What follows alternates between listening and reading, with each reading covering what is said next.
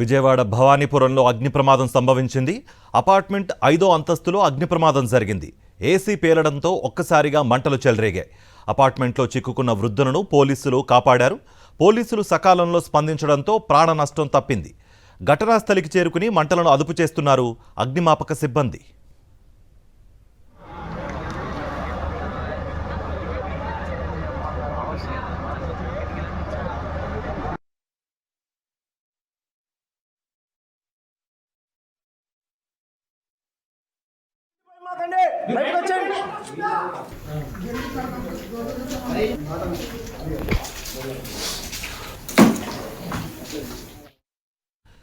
హైదరాబాద్లోని అల్వాల్లో ఉన్న ఒక వసతి గృహం 4వ అంతస్తులో అగ్ని ప్రమాదం సంభవించింది.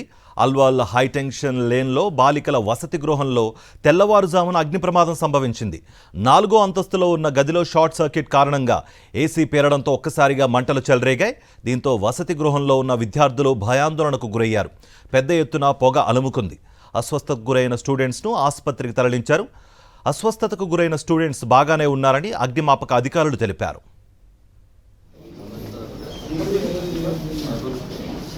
అమ్మాయి అంతా బాగానే ఉంది.